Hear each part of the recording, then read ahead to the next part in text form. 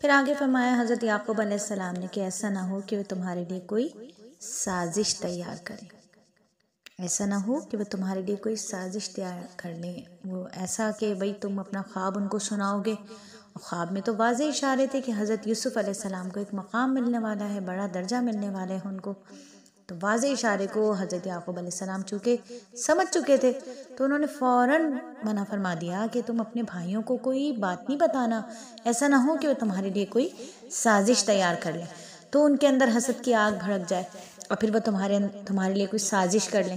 دیکھیے حسد جو ہے نا ایک بہت ہی بڑا گناہ ہے، اور یہ عرش پر اور فرش پر یہ وہ گناہ ہے جو سب سے پہلے عرش پر بھی ہوا اور سب سے پہلے فرش پر بھی ہوا۔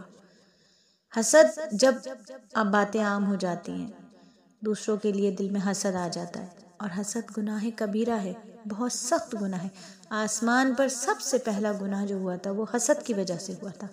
شیطان ملعون جو تھا اس نے حضرت آدم علیہ السلام سے حسد کیا تھا اور گناہ کا مرتکب ہوا تھا، اور زمین پر بھی سب سے پہلا گناہ حسد کی وجہ سے ہوا۔ دو بھائی تھے، ایک کی بیوی زیادہ خوبصورت، ایک کی بیوی کم خوبصورت، اور دوسرے کو زیادہ خوبصورت نہیں ملی تھی، اس کو حسد ہو گیا، اور حسد کی وجہ سے کیا ہوا، بھائی نے بھائی کو قتل کر دیا۔ اسی لیے نبی صلی اللہ علیہ وآلہ وسلم نے حسد سے بچنے کی تعلیم دی کہ حسد مت کرو، تم حسد نہ کرو۔ اور ایک اور حدیث میں نبی صلی اللہ علیہ وسلم نے فرمایا، بہت غور سے سمجھنے کی بات ہے، بہت غور سے، نبی صلی اللہ علیہ وآلہ وسلم نے ارشاد فرمایا، بندے کے دل میں دو چیزیں جمع نہیں ہو سکتی، ایمان اور حسد۔ یعنی اگر ایمان ہے تو پھر اس میں حسد نہیں آ سکتا، اور حسد ہے تو ایمان رخصت ہو جاتا ہے۔ تو جب دل میں حسد آتا ہے تو ایمان رخصت ہو جاتا ہے، جس طرح جب دل میں بے حیائی آتی ہے تو ایمان رخصت ہو جاتا ہے۔ تو یہ دونوں چیزیں اکٹھی ہو ہی نہیں سکتی، لہٰذا جب جو دل میں حسد محسوس کرتے ہیں نا تو وہ اپنے ایمان کی خیر منا لیا کرے کہ ہمارا ایمان اب خطرے میں پڑا ہوا ہے۔ آپ صلی اللہ علیہ وسلم نے فرمایا تھا کہ جس طرح آگ خشک لکڑی کو کھا لیتی ہے، اسی طرح حسد انسان کی نیکیوں کو کھا جاتا ہے۔ حسد کرنے سے اپنی نیکیاں جاتی ہیں، بہت بڑا نقصان ہے، حسد بہت بڑا نقصان ہے۔ دیکھیے حسد ہوتا کیوں ہے؟ حسد اس لیے ہوتا ہے، حسد کیوں ہوتا ہے؟ اس لیے کہ اللہ تعالیٰ دوسرے کو کسی نعمت سے نواز دیتے ہیں تو جس کو وہ نعمت نہیں ملی ہوتی وہ اس کو بڑی تکلیف ہو رہی ہوتی ہے کہ اس کو یہ نعمت مل گئی ہے، مجھے نہیں ملی، مجھے نہیں ملتی۔ لوگوں کو دوسروں کے مال سے حسد ہوتا ہے، حسن و جمال سے حسد ہوتا ہے، فضل و کمال سے حسد ہوتا ہے۔ دوسرے کے پاس کوئی نعمت نہیں ہے، اس وجہ سے جس کے پاس نعمت ہے اس سے لوگ حسد کرنا شروع کر دیتے ہیں۔ تو اس سے نقصان کیا ہے؟ فرض کیجئے آپ کے پاس کوئی نعمت ہے اور میرے پاس وہ نہیں ہے، اور میں اس پر آپ سے حسد کرنا شروع کر دوں، کوڑنا شروع کر دوں، تو دیکھیے یہ تقسیم خداوندی پر اعتراض ہے۔ مجھے اللہ کی تقسیم پسند نہیں آئی، اس لیے شاید میں نے ایسا کیا۔ تو جب بھی آپ کو یا مجھے کسی سے حسد ہو تو ہم فوراً سوچ لیں کہ ہم کتنے بڑے گناہ کے مرتکب ہو رہے ہیں کہ ہم اللہ کی تقسیم پر راضی نہیں ہیں، تقدیر پر شکوہ کر رہے ہیں کہ اس کو کیوں ملا، مجھے کیوں نہیں ملا۔ تو جو بندہ اللہ سے اپنی تقدیر پر راضی نہیں ہوتا، اللہ تعالیٰ اس بندے سے ناراض ہو جاتے ہیں۔ اسی لیے حاسدین کا حشر دیکھ لیجئے کہ وہ اپنی ہی حسد کی آگ میں جلتے رہتے ہیں۔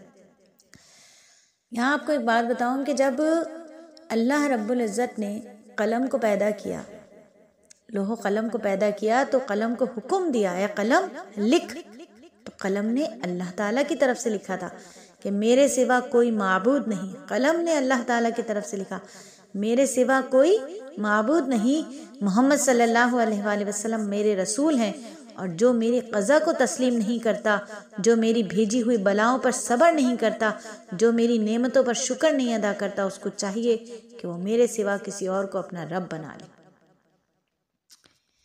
جب اللہ تعالیٰ نے کوئی نعمت کسی کو عطا فرمائی اور دوسرے کو اس سے حسد ہوا، تو اس کا مطلب یہ ہوا کہ وہ اللہ کی بنائی ہوئی تقدیر پر، اللہ کی لکھی ہوئی تقدیر پر، اللہ کی بانٹی ہوئی تقسیم پر راضی نہیں ہے۔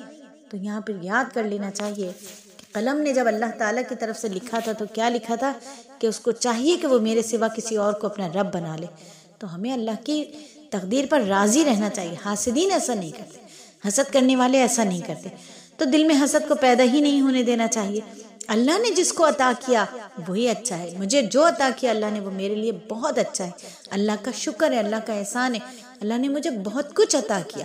یہ دیکھنا چاہیے کہ اللہ نے مجھے کیا کچھ عطا کیا، میں تو اس قابل بھی نہیں تھی، میرے اعمال تو اس قابل بھی نہ تھے، لیکن میرے رب کا کرم کتنا بڑا ہے، اللہ نے جس دوسرے کو، سامنے والے کو جو عطا کیا یہ میرے رب کا ہی کرم ہے۔ تو حسد کرنے والا در حقیقت انسان وہ ہوتا ہے جو اپنے رب کی تقسیم پر راضی نہیں ہوتا۔ حاسد جو ہوتا ہے اللہ تعالیٰ کی تقسیم پر اعتراض کرنے والا ہوتا ہے۔ حسد اللہ تعالیٰ کی تقسیم پر اعتراض ہے، تقدیر پر شکوہ ہے کہ اس کو ملا مجھے کیوں نہیں ملا، اس کو ملا مجھے کیوں نہیں ملا۔ تو کیا ہم شکوہ کرنے والے بنتے ہیں؟ یہ سورت ہمیں سکھا رہی ہے کہ حسد نہیں کرنا ہے۔ حسد نے کیا حشر کیا ہے، حسد کا انجام کیا ہے۔ حسد جس بندے سے شروع ہوتا ہے نا، اس بندے کو قتل کر کے رکھ دیتا ہے۔ حسد کرنے والا اپنی ہی آگ میں جلتا رہتا ہے۔ اللہ نے نعمت دی ہوتی ہے، جس کو نعمت ملی ہوتی ہے وہ تو مزے کی نیند سو رہا ہوتا ہے، اور جس کو نہیں ملی ہوتی وہ حسد کر کر کے جاگ رہا ہوتا ہے، کروٹیں بدل رہا ہوتا ہے، اور بے چینی ہوتی رہتی ہے اس کو۔ تو حسد کی وجہ سے، اسی لیے کسی بزرگ نے فرمایا تھا کہ حسد کی وجہ سے تم اپنے غم کو گوشت کھلاتے ہو، تم اپنے منہ کو اپنا خون پلاتے ہو، تم اپنی پلکوں کی نیند کو دوسرے لوگوں میں تقسیم کر دیتے ہو۔ یعنی حاسد جو ہوتا ہے وہ جاگ رہا ہوتا ہے، اور جس سے حسد کیا جاتا ہے وہ مزے سے سو رہا ہوتا ہے۔ تو حسد کا علاج بھی ہے، ایسا نہیں ہے کہ حسد کا علاج نہیں ہے۔ تو سب سے پہلے تو یہ ہے کہ حسد جیسی بیماری کو اپنے قریب آنے ہی نہ دیا جائے، اللہ کی تقسیم پر راضی رہا جائے کہ رب راضی تو جگ راضی۔ اور ہم تو بندگی کا پہلا تقاضا یہی ہے، بندگی تو ہے یہی کہ اللہ رب العزت اپنے خالق اور مالک سے ہر حال میں راضی رہنا۔